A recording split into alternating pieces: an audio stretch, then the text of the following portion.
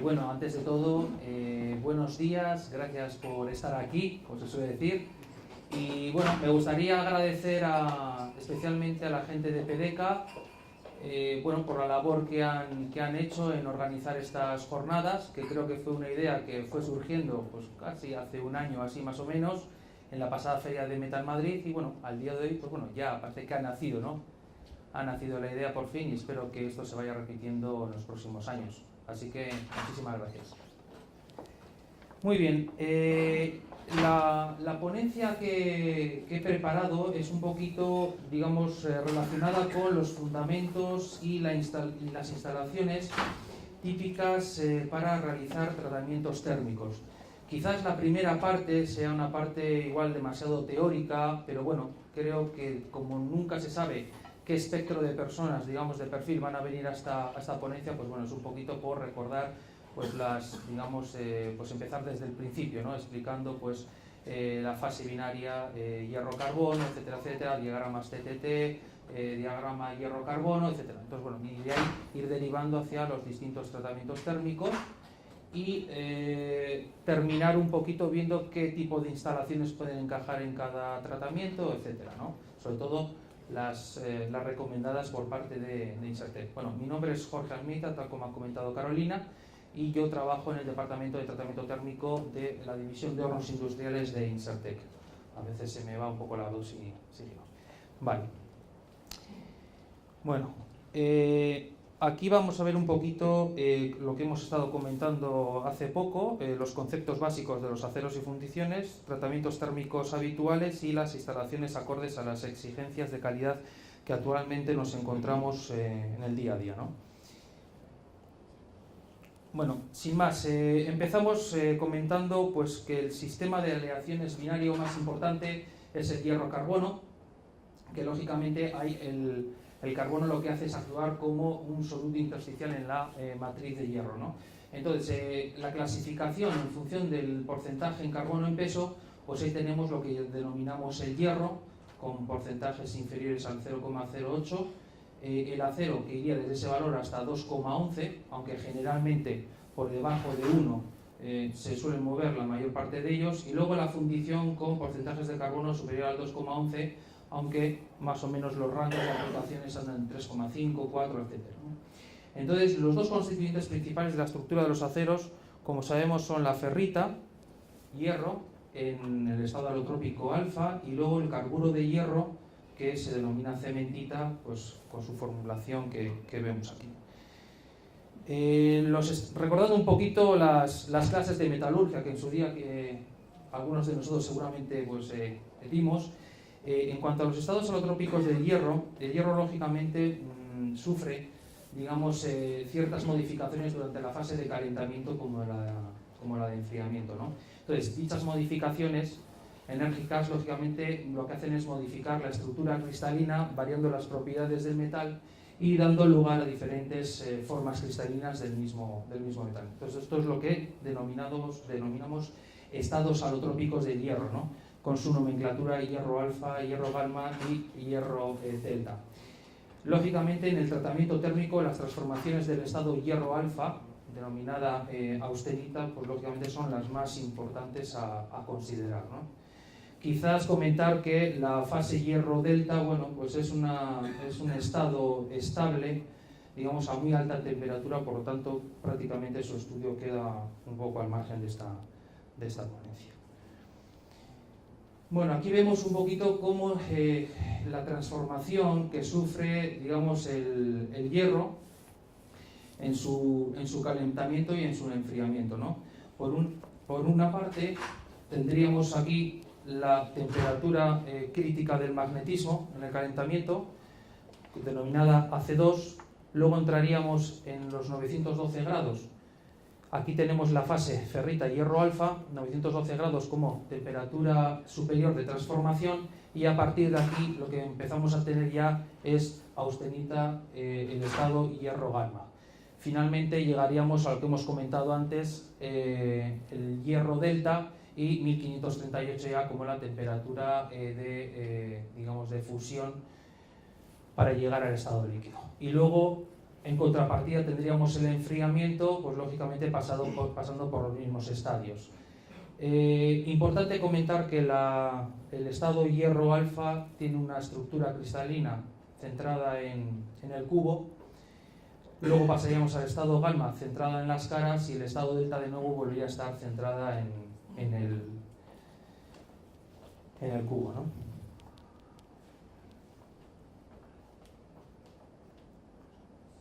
Por otra parte, el otro componente, que es lo que llamamos nosotros el carburo de hierro, la cementita, pues bueno, pues es un componente de hierro y carbono con un 6,7% en peso y el resto de hierro con su formulación, que lógicamente no experimenta transformaciones alotrópicas a temperatura de fusión y como característica pues es un elemento lógicamente duro, pero a la vez frágil.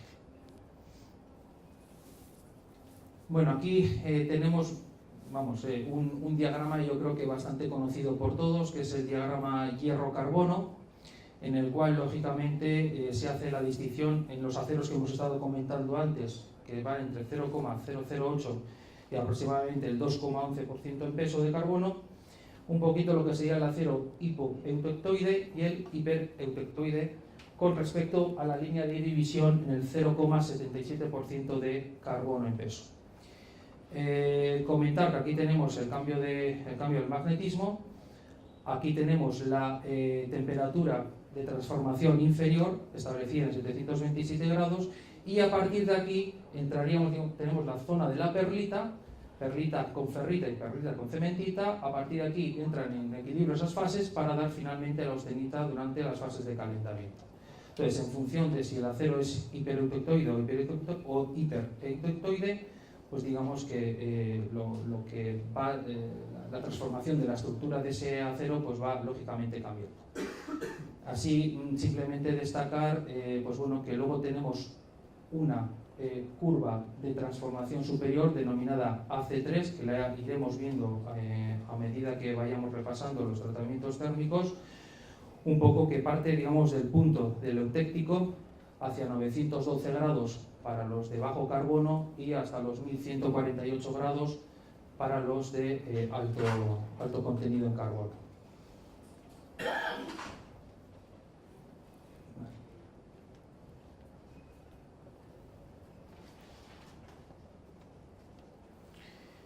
Bueno, aquí vemos un poquito cómo es la transformación de la estructura de esos aceros si se trata de un acero hipoeutectoide, por ejemplo en este caso pues es con un contenido en peso de carbono del 0,5, si es un acero eutectoide que estaríamos en la línea del 0,77 y en el otro caso pues un acero hipereutectoide con un contenido de carbono aproximadamente de 1,5%.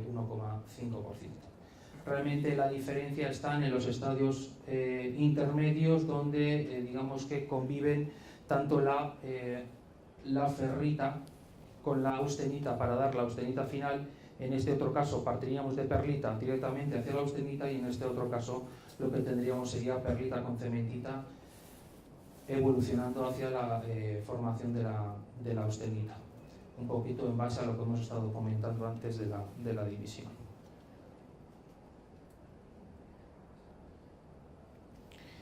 Aunque aquí no vamos a tratar el asunto de las fundiciones, que como ya hemos comentado antes, sería a partir del contenido en peso de carbono del 2,11 hacia adelante, pero bueno, esto es un poquito algo similar con respecto al eutéctico de las fundiciones, lo que ocurre cuando tenemos fundiciones hipoeutectoides o hipereutectoides, ¿no?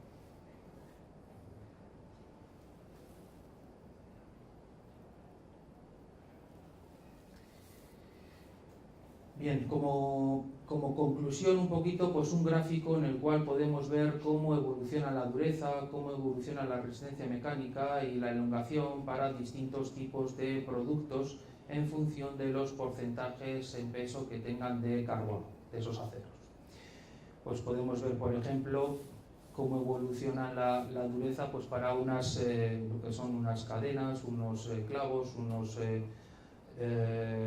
tornillos, hasta, digamos, la parte que tenemos aquí de sierras, matrices, machos, cuchillas, etcétera, ¿no? Un poquito como va aumentando esa dureza en función de, a medida que va aumentando el contenido de carbono, como la dureza también se incrementa. Por otra parte, la resistencia mecánica efectivamente va aumentando hasta más o menos el 0,9%, a partir de entonces pues disminuye ligeramente. Y la elongación es muy grande al principio para luego irse reduciendo, ¿no? Son distintos tipos de materiales.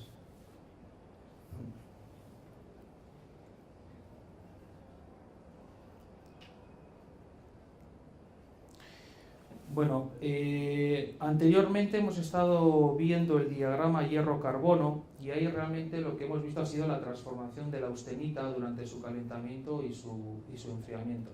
Aquí ahora lo que vamos a hacer va a ser ver el diagrama TTT, o denominada curva de la S, por la forma lógicamente que adquiere, digamos, representada en el gráfico.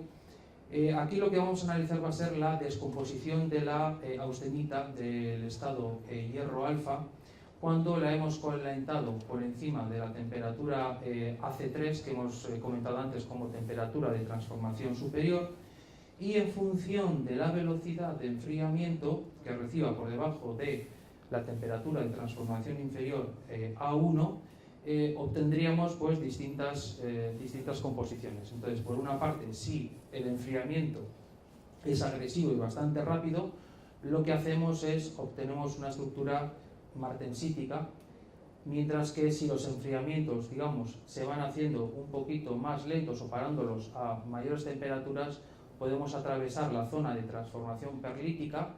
Siempre la línea roja marca lo que es la aparición de la perlita de grano grueso y la azul la perlita de grano fino. Lo mismo en la zona de vainita, lo mismo en la curva de las rectas de la martensita superior e inferior.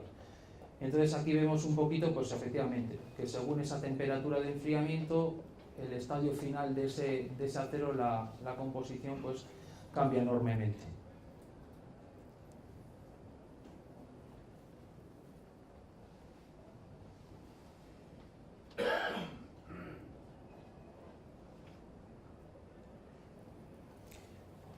Bueno, y aquí ya, después de haber dejado un poco lo que son los fundamentos básicos de la parte de tratamiento térmico del acero, bueno, aquí empezaríamos a hablar ya de lo que son tratamientos industriales, que yo creo que es más o menos lo que a todos nos suena bastante en el día a día, ¿no?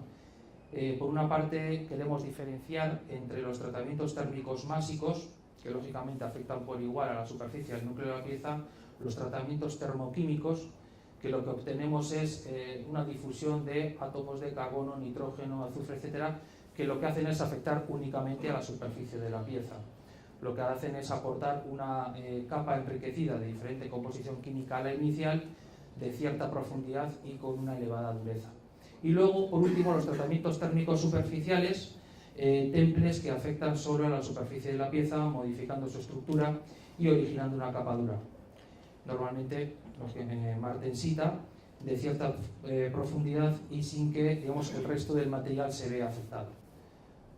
Es decir, hemos pasado de afectar completamente a la pieza a atacarle, digamos, en la superficie, cambiando su composición química y por último, pues, digamos, afectándole a la superficie y modificando su estructura.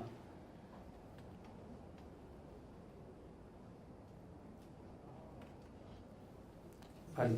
Aquí esto va un poco relacionado, esta diapositiva un poco relacionado con lo que hemos visto antes en el diagrama TTT, un poquito viendo pues eso, que a partir de la austenita, estado hierro calma, lo que obtenemos es, si hacemos enfriamientos lentos perlita, moderados vainita o enfriamientos rápidos martensita, como hemos visto antes.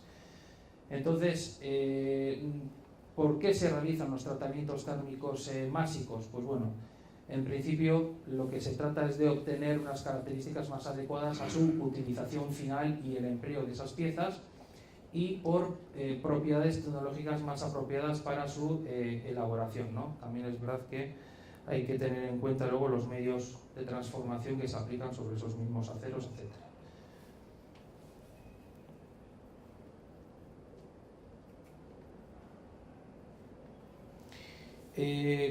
Cualquier tratamiento térmico básico está compuesto por tres etapas que lógicamente entran, digamos, en operación la línea AC3, temperatura de transformación superior, y la línea MS, que es la transformación martensítica de grano grueso.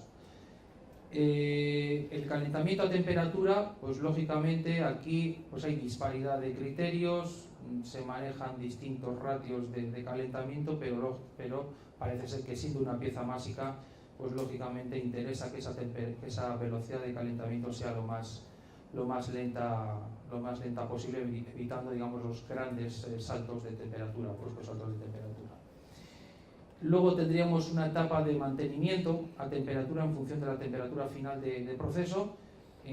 Lo que hacemos es, hay que estudiar muy bien el tiempo necesario para esta fase de mantenimiento, porque si nos vamos en tiempo o nos vamos en temperatura, el grano aumenta considerablemente. Entonces, tanto la temperatura como el tiempo de mantenimiento debe estar bastante bien definido.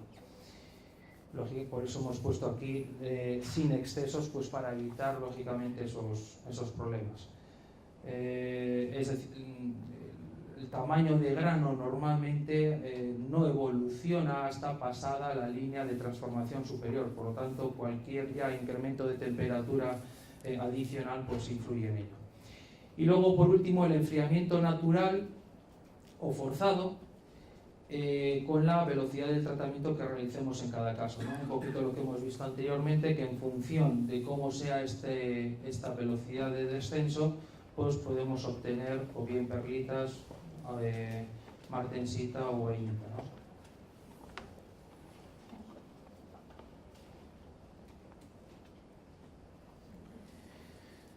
Bueno, esto es un poquito tratar de definir los tratamientos térmicos más utilizados en la industria. Pues ahí hemos puesto lógicamente normalizados, recocidos, temples o hipertemples, los revenidos y los tratamientos isotérmicos. Ahora lo que vamos a hacer va a ser ir viendo un poco las características de cada tratamiento en particular, con un gráfico que nos va a ayudar un poquito a entender la operativa, ¿no? En normalizado se trata simplemente de calentar a una temperatura superior al AC3 y con un enfriamiento posterior al aire. ¿Qué conseguimos con ello? Pues lógicamente devolver al material las propiedades que son suyas, homogeneizar y afinar la estructura y eliminar tensiones originadas en la fabricación de la pieza. Como aplicación, pues bueno, comentar que normalmente se suelen utilizar en aceros hipoductoides, pues con un contenido de carbono inferior al 0,45.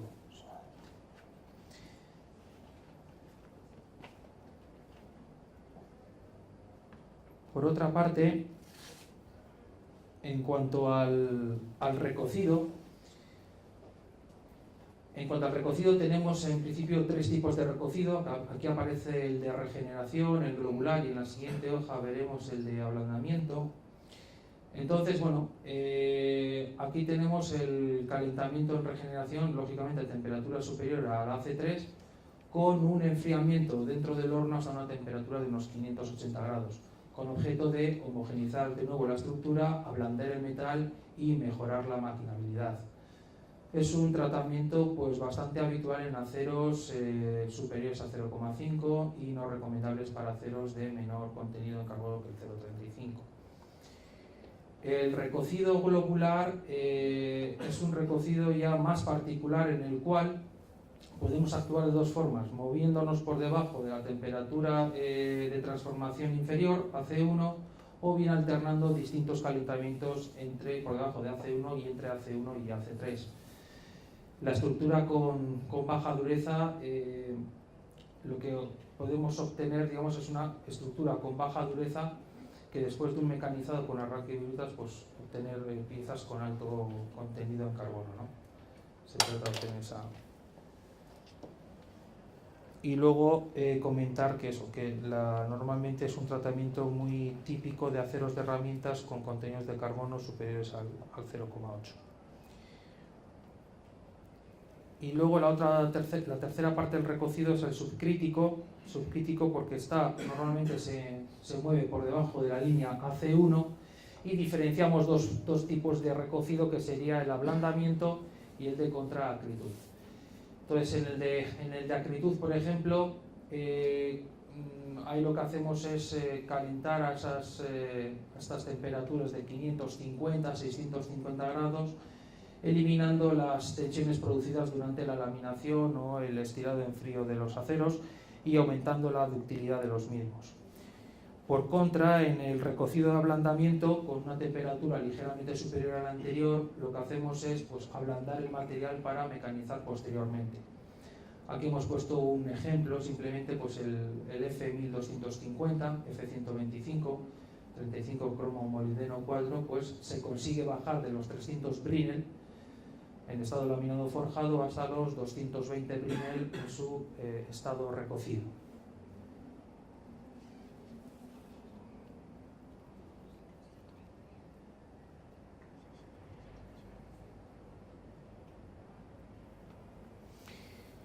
En el tratamiento del temple e hipertemple volvemos de nuevo a superar la temperatura del AC3 para aceros hipoductoides y por encima de la temperatura AC1, que vemos aquí a la derecha, para los aceros eutectoides o hipereutectoides.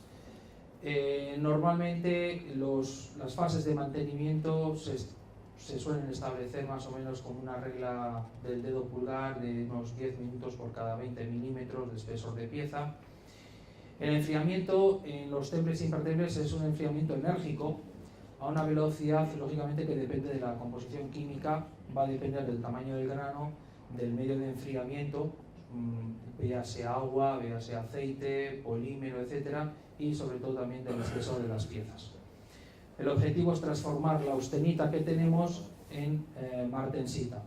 Por ejemplo, ahí tenemos unas referencias, un acero de 0,45% en peso, esas son las velocidades que tiene de enfriamiento, ¿no? 350 grados por segundo. Importante remarcar que los elementos de aleación reducen la velocidad crítica de temple, haciendo que sean aceros autotemplables.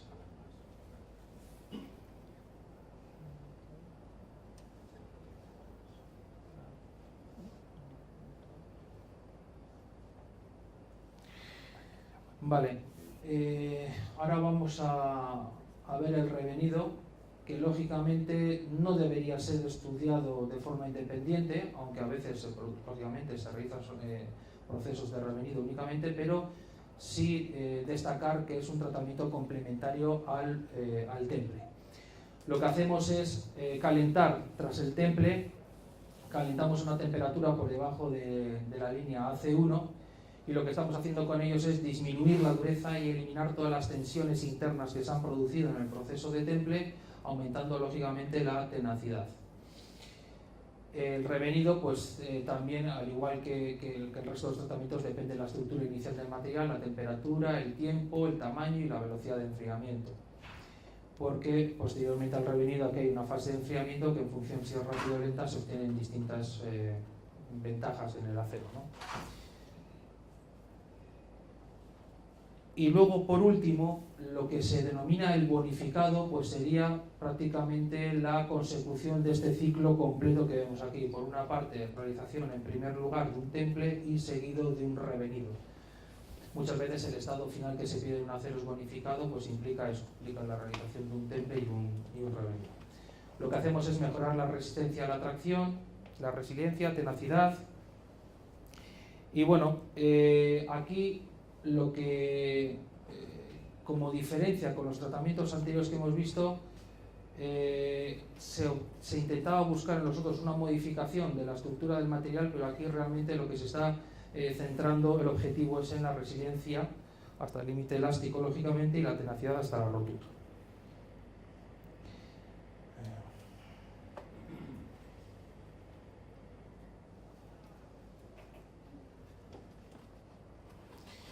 Vale.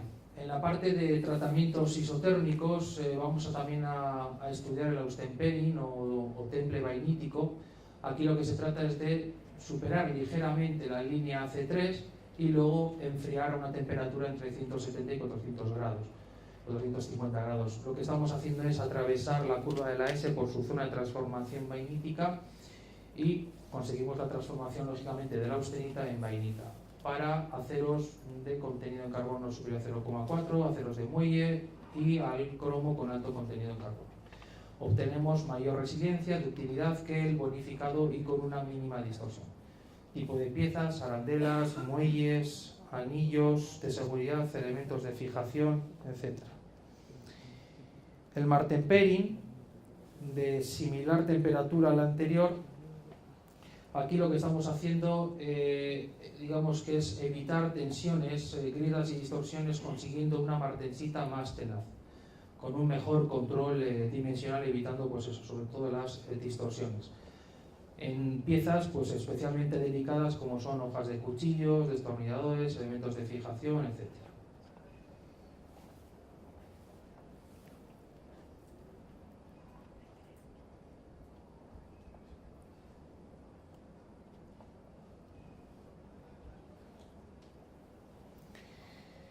Y por último, en los tratamientos superficiales, lo que hacen es proporcionar a aceros y fundiciones superficies duras y resistentes al desgaste, junto con un núcleo también resistente a la fatiga, que no sea frágil.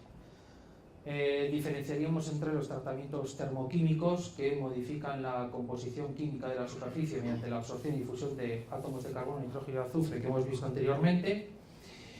Y el endurecimiento, normalmente este tipo de acero se consigue por un temple posterior, transformación martensítica o por precipitación directa, o por efecto, digamos, de la combinación química entre el acero y los elementos difundidos. Los temples superficiales, al final lo que hacen es, lógicamente, como su nombre indica, es modificar la estructura superficial mediante calentamientos locales seguidos de enfriamientos enérgicos. Se obtiene una capa superficial dura de estructura martensítica sin alterar las características del núcleo.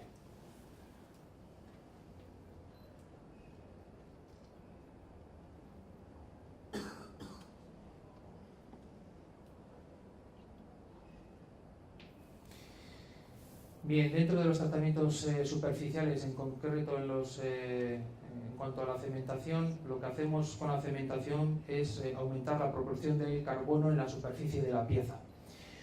Con la acción de la temperatura, el carbono, en este caso hablamos de cementaciones gaseosas, el carbono presente en la atmósfera gaseosa es absorbido y transita a través de la masa del acero. Esto normalmente se utiliza en tratamientos de aceros con contenidos inferiores a 0,23 y los tipos de medios cementantes, pues tenemos ahí podríamos decir sólido, lo que es el carbón, la aplicación de carbón granulado, líquido, que son, digamos, la utilización de sales, cianuro, y luego en gas, gaseosa, con la intervención de hidrocarburos, metano, propano, que lo que hacen es, lógicamente, se disocian en CO. Luego ahí vemos las reacciones un poquito del CO con el hierro. Y comentar que, que la cementita, en este caso, se disuelve en la fase gamma de la austenita, pero no en la ferrita. Por eso, cuando lo calentamos por encima de la línea C3, ocurre esto, ¿no? A medida que se disuelve la cementita, queda hierro libre que reacciona con el CO y que va completando, digamos, el proceso de difusión.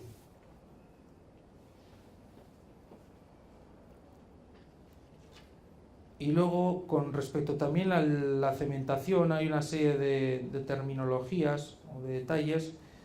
Cuando hablamos de potencial de carbono, pues es la capacidad que tiene de carburación la atmósfera cementante que tenemos en el horno. Capa efectiva. La capa efectiva normalmente se define por dos variables. Una de ellas es la dureza, la otra la profundidad. Y pues ahí vemos un poquito en qué valores se mueve en dureza Vickers o Rowell C, y la profundidad que estamos hablando de 0,4, 1,6 milímetros con contenidos de carbono superiores al 0,4. La zona de difusión al final es la diferencia entre la capa total y la capa efectiva. Y con respecto al control de la cementación, tenemos varias formas de realizarlo. Con el punto de rocío, que es la temperatura a la cual se condensa el vapor de agua de una atmósfera controlada, con las sondas de oxígeno, medición de CO y CO2, y luego con los sistemas infrarrojos, también mediciones de CO, CO2 y CH4. Lo más habitual en la industria pues es la utilización de sondas de oxígeno.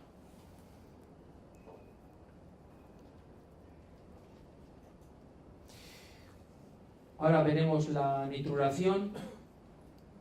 Bueno, la nitruración, así como la cementación era incrementar el contenido de carbono en la superficie de la pieza, pues la nitruración, como su nombre indica, pues es aumentar o enriquecer, digamos, la superficie de la pieza en átomos de nitrógeno, ¿no?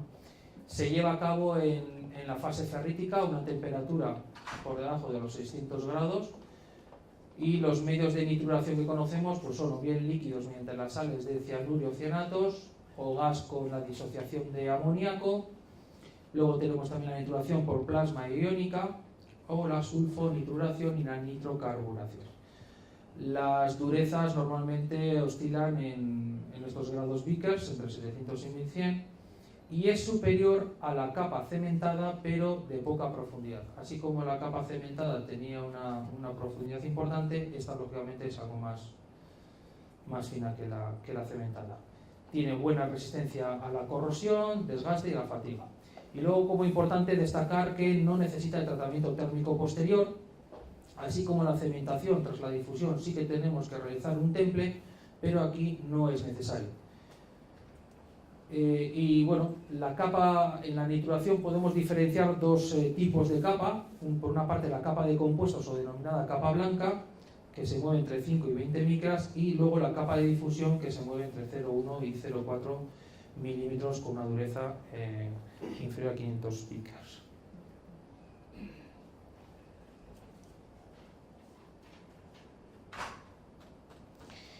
Como complemento a la nitruración, y digamos haciendo una mezcla entre cementación y nitruración, podríamos hablar de la nitrocarburación, que lo que se trata es lógicamente de utilizar las ventajas que obtenemos con aumentar el contenido en carbono y en nitrógeno. También se lleva a cabo en fase ferrítica, temperaturas por debajo de 600 grados, y los medios de nitrocarburación son muy parecidos a los que hemos estado viendo antes, en fase líquida con las sales de cianuro y cianatos, o en gas con disociación de amoníaco, CO2, CO y un hidrocarburo, un gas natural, propano, etc. Las durezas pues son lógicamente superiores sobre la capa cementada y nitrurada, pero de poca profundidad. Es decir, por una parte, digamos que hemos ido, por una parte cementación, dureza, hemos ido aumentando con la nitruración y hemos ido aumentando aún más con la nitrocarburación. Tiene también buena resistencia a la corrosión, desgaste y fatiga, y igual que la nitruración, no requiere de tratamiento térmico posterior. Lo mismo que la nitruración, tenemos una capa de compuestos o capa blanca, entre 5 y 20 micras, y una capa de difusión entre 0,1 y 0,3.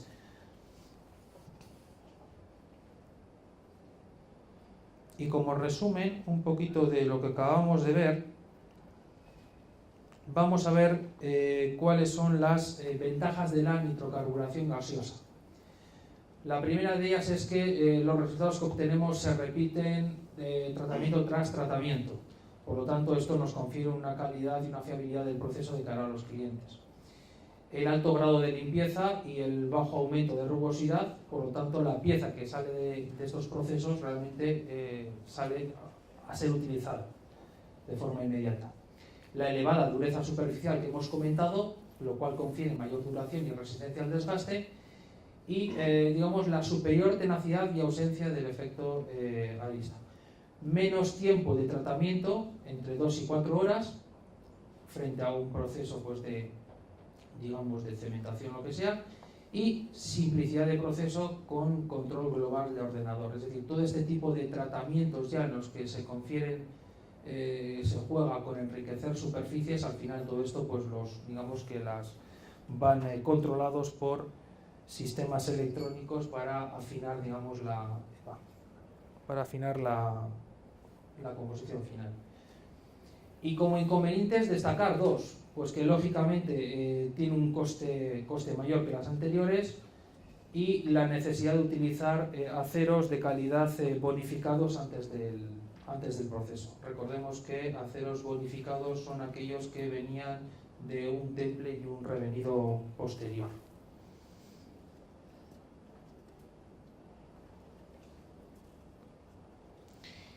Hemos visto la nitrocarburación y ahora es momento de ver la carbonituración.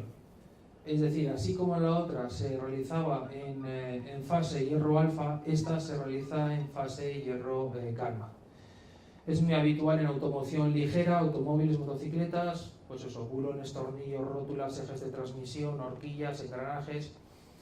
Un tratamiento muy similar a la cementación, pero teniendo en cuenta que, digamos, no estamos trabajando a temperaturas tan elevadas.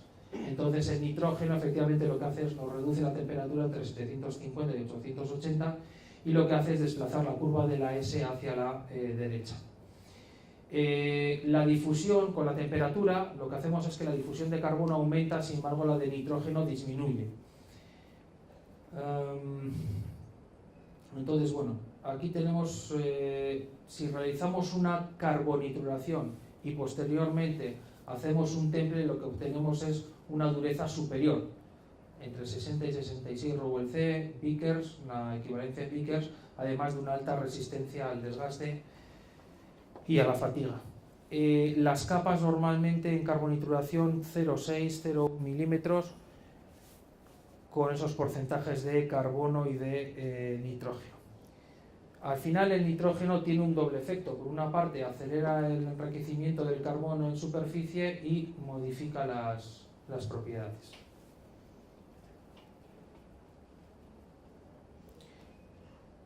Y ya por último sería digamos, hacer un análisis de las ventajas entre la carbonituración frente a la cementación. Pues como acabamos de ver, la primera es que la temperatura de tratamiento es inferior a la de la cementación. Se emplean aceros menos aleados al carbono, el temple es menos enérgico. Según el espesor de las piezas, pues a veces podemos evitar el revenido y las capas carbonituradas son más resistentes al desgaste, a las temperaturas de revenido y a la corrosión. Y como inconvenientes,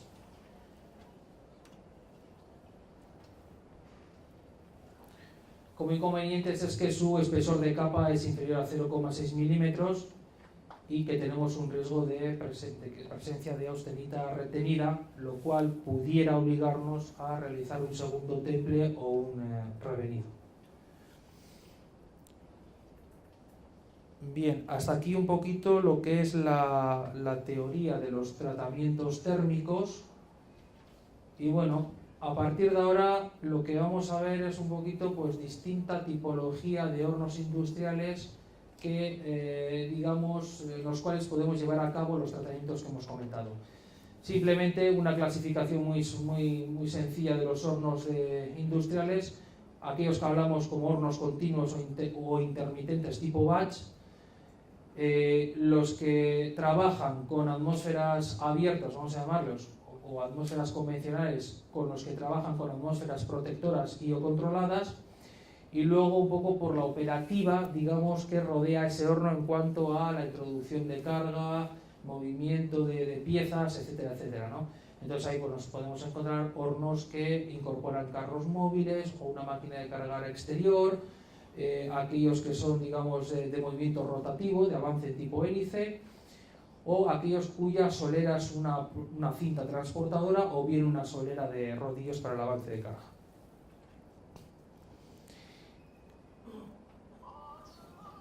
El primer tipo de hornos, simplemente, pues bueno, pues haciendo mención al horno de carro, estos hornos, pues su rango de aplicación es bastante amplio, son hornos multirrango que prácticamente van desde los 250 grados, por poner una temperatura, hasta los 1150, 1200 grados, depende del tipo de materiales, y con uniformidades que suelen, digamos, ser conformes a las normativas, ¿no? A veces más menos 8, más menos 14, depende un poquito pues en qué rango nos estemos moviendo. Los calentamientos, pues a gas natural, con quemadores o bien eléctricos. Podemos tener una única puerta para carga y descarga, o bien una puerta delantera, otra trasera. Y luego podemos tener un único carro portacarga, en este caso estamos aquí viendo piezas que son cuerpos de válvulas, un único carro, o bien variedad de carros con una especie de base móvil portacarro, que lo que hace es pues, tener carros preparados con nuevas cargas para introducir y no tener que, digamos, esperar a descargarlo. Los accionamientos suelen ser electromecánicos e hidráulicos.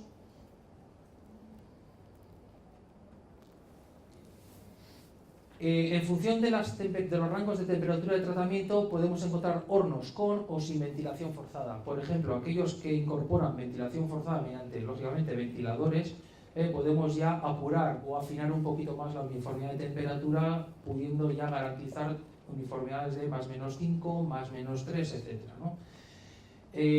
Luego también que sepamos que existe lógicamente la opción de recuperación de calor, de salida en los gases de combustión, siempre y cuando sea esto calentamiento a gas, precalentando el aire de combustión teniendo un rendimiento energético superior.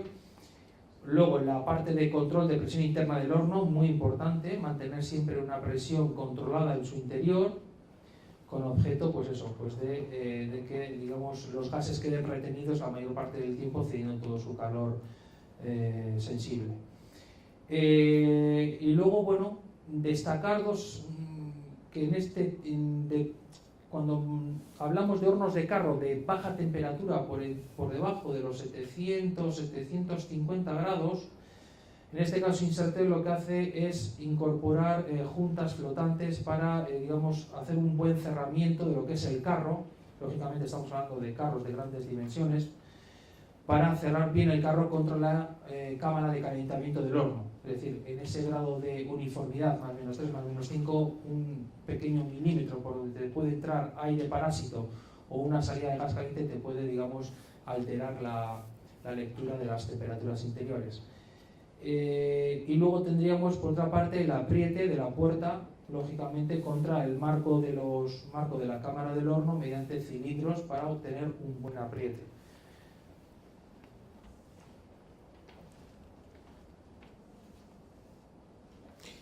Bien, en paralelo a los hornos de carro tenemos el horno de cámara, que como su nombre indica es una cámara fija, donde aquí lo que necesitamos es un medio de un manipulador exterior con objeto de que nos introduzca la carga dentro. Realización de distintos tipos de tratamientos, igual que el anterior, con temperaturas también pues, de 250, 1150, uniformidades de temperatura de acuerdo a normativas, y aquí, efectivamente, como comentábamos, la necesidad de tener una máquina de carga más o menos complicadas según la aplicación, o bien de sistemas de apiladores mecánicos que nos permitan manipular las cargas. Los accionamientos serían similares, eléctricos, hidráulicos. Aquí podemos ver, por ejemplo, una instalación de tratamiento térmico con temple en agua y en polímero, con una máquina de cargar, que en este caso creo recordar que estará de unas casi 50-60 toneladas de carga, y los hornos donde introduce la carga.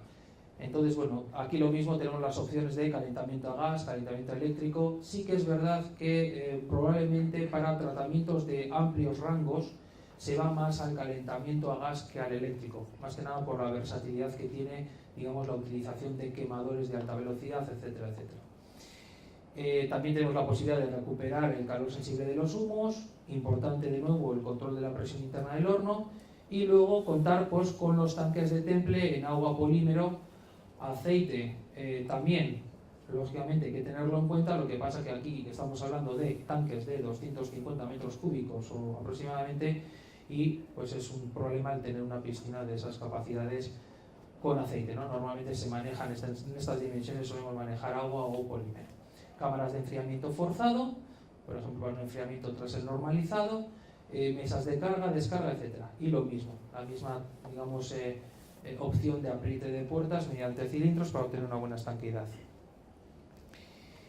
Y como tercera variante de los hornos, vamos a verle convencionales, sería el horno de campana, que no es un horno de carro ni tampoco es un horno de cámara, pero lo que incorpora es que la cámara de calentamiento se desplaza. En este caso, El tipo de tratamientos también es amplio, con rangos de temperatura aquí quizás un poquito más superiores, y lo que hace es la campana se eleva, se desplaza, podemos tener dos bases de carga, preparando una nueva carga en uno de ellos, dejando aquí la carga ya tratada. Entonces, bueno, distintas tipologías de hornos de estos tipos.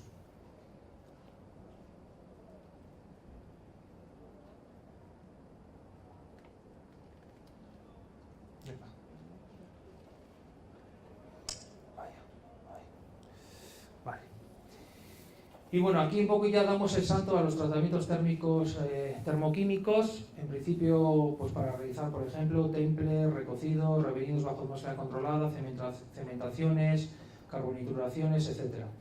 Es lo que nosotros llamamos el horno de tanque temple incorporado, nuestro horno transfer. Entonces, bueno, pues es digamos aquí lo que se produce, tenemos una cámara de calentamiento donde se produce el calentamiento de las piezas y la difusión, en este caso, de carbono en superficie, y luego tenemos la parte del vestíbulo de temple, incluso también de enfriamientos posteriores. Todo el horno está bajo atmósfera, normalmente trabajamos con atmósferas sintéticas, nitrógeno-metanol como gas portador, y luego con aire para empobrecimiento e hidrocarburo para enriquecimiento, pero lógicamente estamos abiertos a otro tipo de atmósferas a través de generadores, etc. Temperatura máxima que se suele alcanzar 1050-1100 grados con calentamiento eléctrico o a gas. Lógicamente son hornos que trabajan con tubos radiantes. Cuando utilizamos calentamiento a gas, importante la utilización de quemadores autorrecuperantes con el objeto de obtener rendimientos del más o menos en torno del 80%.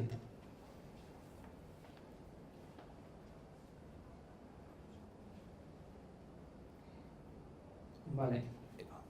Este tipo de instalaciones en principio se complementan. Hemos visto el horno transfer, que lo tendríamos aquí, con, digamos, la entrada del material a la zona de calentamiento y difusión, y luego el temple, digamos, en aceite posterior a la cementación. Luego tendríamos una lavadora intermedia que lo que haría sería, lógicamente, lavar la pieza y eliminar el aceite que ha arrastrado de la fase del temple, y posteriormente completaríamos con un horno de revenido, bien de baja temperatura 500 o un horno de 750 en función de cuál sea el requerimiento final del proceso. Aparte de eso, tendríamos una serie de carros cargadores, descargadores, que lo que hacen es, digamos, ir alimentando los distintos equipos. Aquí la idea es que este tipo de instalaciones sean instalaciones modulares, de tal forma que el cliente el día de mañana puede ir ampliando estas instalaciones en función de ir metiendo un horno más, según si su cuello de botella es la cementación o el temple, o si su cuello de botella es el revenido, etc. También, lógicamente, contar con un panel de mezcla de gases, en el cual, lógicamente, podemos incorporar el amoníaco para los procesos de carbonituración. Y bueno, el control automático del potencial del carbono mediante la sonda de oxígeno o sonda lambda que hemos estado comentando anteriormente.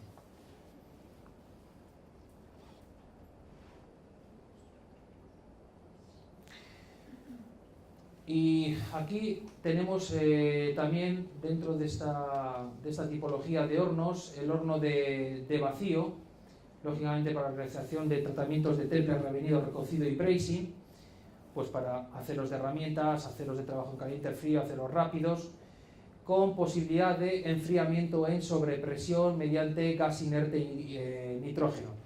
Normalmente, digamos que nuestra gama de fabricación, creemos que con 10 bares se cubre una amplia gama del mercado. No obstante, se pueden realizar también enfriamientos en sobrepresión a mayores presiones, pero más o menos la industria hoy en día se movería en torno de entre los 6 bares aproximadamente, con algunas aplicaciones a 10, 15 y 20 bares, ¿no?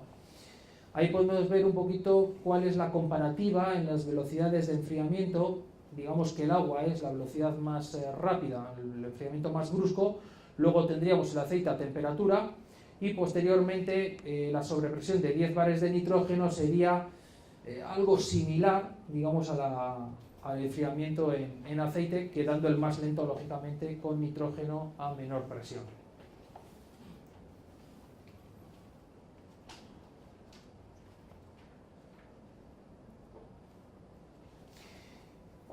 Normalmente los hornos de vacío llevan calentamiento, van equipados con calentamiento eléctrico, con interiores de grafito o molibdeno en función un poquito de los requerimientos del proceso. Se puede incorporar la simulación de la parada isotérmica para obtener, digamos, un temple vainítico mediante el sistema de control de proceso, y también destacar que la fase de convección y radiación que se puede llevar a cabo en el horno, normalmente a partir de los 600 grados, el tener, digamos, una parte convectiva por debajo y una parte de radiación a partir de temperaturas más elevadas, para obtener mejores uniformidades de temperatura.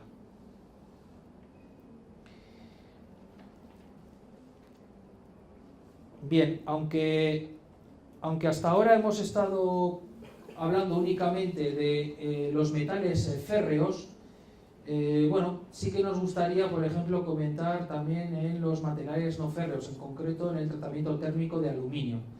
En los tratamientos térmicos de aluminio, Insertec también ofrece soluciones para tratamientos T4, T5, T6 y T7, tanto en instalaciones batch como en continuo. Y en principio, bueno, aquí lo que vemos es una instalación continua típica para el tratamiento T6 de las ruedas llantas de aluminio para coches. Estos son instalaciones en continuo con una producción elevada, y lo que hace este horno es, pues tiene una solera de rodillos por la cual lo que hace es se desplaza el utillaje del cliente donde hemos colocado las ruedas, ¿no? Los hornos, hablamos siempre de un horno de solubilizado, un horno de envejecimiento, que sería una analogía a lo que es digamos, un austenizado en acero y a un revenido en acero, en este caso en aluminio, solubilizado y envejecimiento artificial o maduración. Normalmente también este tipo de instalaciones lleva un tanque de apagado, que sería como nuestro tanque de temple en el acero. Las uniformidades que se suelen manejar en solubilizado más menos 5, en envejecimiento más menos 3, y también se suelen utilizar este tipo de hornos para el tratamiento de acero, aunque estas fotos sean de llantas de aluminio, pero también realizamos tratamientos térmicos de acero con oxidado atmósfera protectora. Y los calentamientos abiertos a cualquier opción, calentamiento eléctrico o a gas, con la recuperación de calor comentada.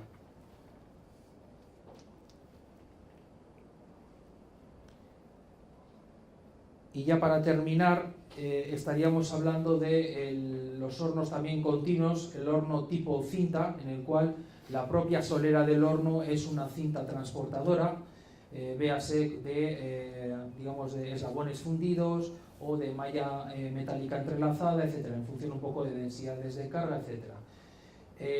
Son hornos que pueden trabajar con o sin atmósfera controlada, mediante la sonda de oxígeno o sonda lambda, calentamiento eléctrico o a gas, con quemadores recuperantes, y normalmente unos rangos de producción que oscilan entre 250 y los 1500, 2000 kilos hora, etc. Son instalaciones, pues, digamos, completas, ya que llevan pues todo el tema del pesaje, alimentación vibrante, prelavado, previos a los hornos de austenizado. Luego estaría el tanque de temple, normalmente en aceite, con un lavado para eliminación de aceites, el horno de revenido bien de alta o de baja temperatura, y los tanques de acabado, en este caso, bueno, acabado negro, pavonados, etc.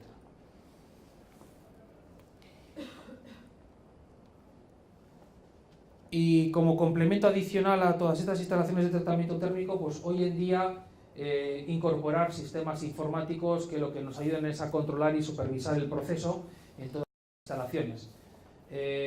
Lógicamente estamos hablando de sistemas ya de SCADA, en los cuales, pues bueno, pues basándonos en un PC industrial, impresoras, sistemas de alimentación interrumpida, software SCADA para toda la adquisición de datos, gestión de esos datos, etcétera. Esto, digamos, que va hoy en día casi ligado a este tipo de instalaciones por los grados de requerimiento final. Entonces, bueno, el sistema informático, pues lógicamente posibilita la ejecución de ciclos de tratamiento preestablecidos, introducción de variables de proceso, temperatura, tiempos de permanencia, velocidades de cintas, etc. Es decir, es tener todo el proceso, digamos, controlado bajo un sistema. Y bueno, simplemente las ventajas de contar con un servicio, con un sistema informático, pues es que podemos realizar el control de varios hornos en nuestra instalación con un solo equipo, la visualización en tiempo real, almacenar programas históricos, etcétera, sin un límite de capacidad, y registro y documentación de cada ciclo realizado de cara, a presentar ante el cliente final en cuanto a trazabilidad de pieza, y la sencillez del manejo, lógicamente, porque se hace un poco a medida de cada cliente, y la versatilidad que da estos sistemas. Lógicamente fácil de manejar, etc. Bueno, pues esto es todo. No sé, sé que han sido mucha información, una tormenta de datos, pero bueno, había que empezar por algo, ¿no? Entonces, bueno, pues muchas gracias a todos. No sé si hay alguna pregunta o ver alguna diapositiva que me haya quedado clara.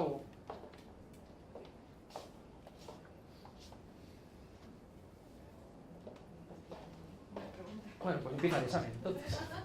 Vale. Muy bien, muchas gracias.